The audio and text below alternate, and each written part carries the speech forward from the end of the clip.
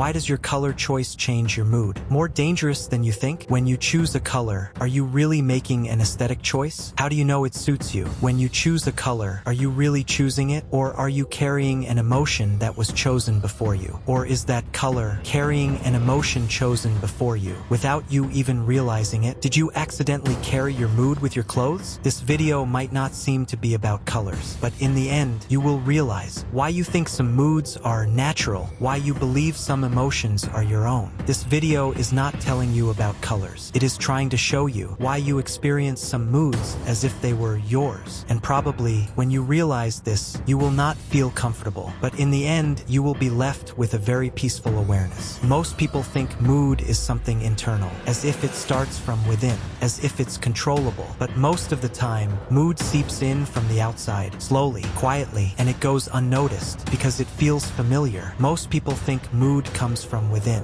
They might think it's a feeling inside, as if it starts somewhere, as if it's controllable. But most of the time, mood is not formed from within, but by exposure. So, was it forced? And what is one of the quietest carriers? Colors. And what do they carry? Come with me, this is not new. In some periods, power was shown with red. In some periods, purity with white. In some eras, blue meant order. In others, distance. But if you pay attention, the colors changed. The reaction did not. Today you enter a room, you open a screen, you watch a video, and you feel something. But most of the time, you don't ask this question. Does this feeling belong to me, or was it given to me? When this question is not asked, color just seems like color. People have always done the same thing. They attributed what they felt to what they saw. Why colors are not just aesthetic. Why some colors feel safe. Why some create unease. And why this often goes unnoticed. First, there is no problem. Color feels good. Another feels tiring. You think you like one. You think you avoid the other. First, there is no problem. Color feels good. Another feels tiring. You think you like one. You think you avoid the other. But it repeats. The same color, the same feeling, the same avoidance. And at some point, this ambiguity begins. Why do I always feel like this? But it repeats. The same color, the same feeling, the same avoidance. This goes unnoticed. The color did not calm you. It just diverted your attention elsewhere. And you thought you relaxed. But in reality, you just fell silent. That's why it's confusing. Because the problem wasn't solved. It just became invisible. And at some point, this ambiguity begins. Why do I always feel like this? The real question is not, how do colors affect us? This usually works like this. The mind notices something disturbing, but carrying it is difficult. Therefore, a more compatible feeling is sought. Colors come into play here because colors don't demand explanation. They don't provide justification. They don't provoke questioning. They just make you feel. Why isn't this taught? Because it works. Feelings that are not questioned are easier to manage. But this is not a conspiracy. This is the human avoidance reflex. Instead of staying with the difficult, turning towards the soft. And when a person does not question what they feel, they believe it. The real question is, why do we choose not to notice this effect? This often may go unnoticed because a color doesn't want anything. It doesn't provoke questioning. It doesn't demand explanation. Color became a justification for emotion. Emotion for decision. Decision for habit. And habit turned into identity. No one planned this, but everyone lived inside it. It just makes you feel. This can lure you into a trap. And when a person does not question what they feel, they believe it. Becoming convinced by it should be dangerous. In this video, we are looking at this, why some colors feel safe,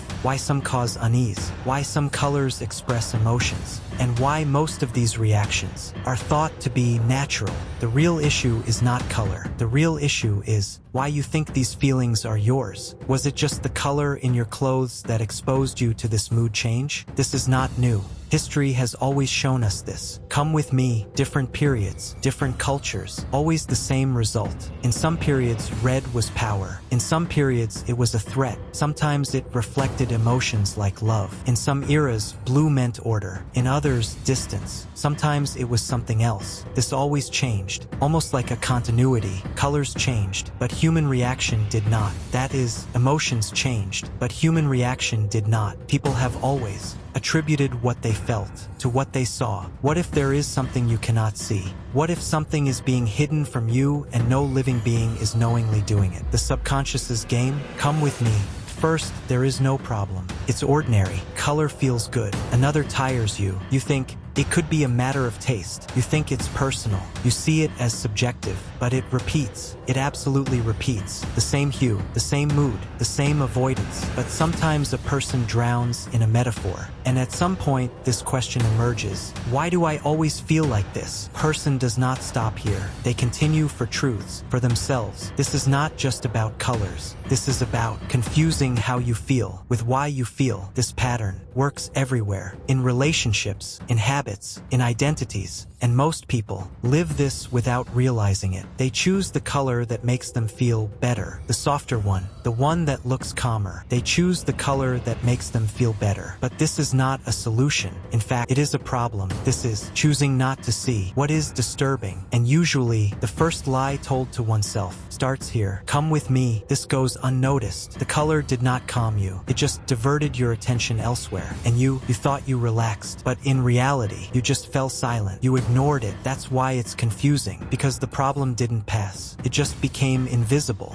Or you chose not to see it. This mechanism usually works like this. The mind notices a feeling it cannot carry. But staying with it is difficult. Therefore, a more compatible feeling is chosen. Or a more compatible color is chosen. Colors are useful here because colors don't object. They don't ask questions. And a person easily believes feelings they don't question. Different periods, different societies, differences, the same pattern. Color becomes a justification for emotion. Emotion becomes a justification for decision. Decision becomes a justification for habit. And habit turns into identity. Do you think colors can control people unintentionally? No one plans this, but everyone lives inside it unintentionally. Why isn't this taught? Because it works. Feelings that are not questioned produce less resistance. This is not a story of manipulation. This is the human avoidance reflex. Instead of staying with the difficult, turning towards the soft. People do not lie to themselves. They just repack the truth in a form they cannot bear. Colors are the quietest part of this package. That's why they go unnoticed. That's why they are powerful. It can reveal great abstract problems with a concrete thing. This is not just about colors. This is about confusing how you feel with why you feel. This pattern works in relationships, habits, identities too, and most people live this without realizing it. It is unconscious. This video did not offer you a solution. This is deliberate, intentional, because this is not a solution video. This shows a pattern that, once noticed, is hard to ignore. And maybe the real question is this. At the end of this video, if you didn't get an answer, that's normal, because this is not a solution video. This shows a pattern that, once noticed, is hard to ignore. And maybe the real question is this. Next time a color makes you feel something, is it really a feeling, or is it just something you chose to carry? Once you see it, it's hard to unsee. When a feeling relaxes you, do you really think you healed, or do you just realize you fell silent against the things you ignored? Come with me.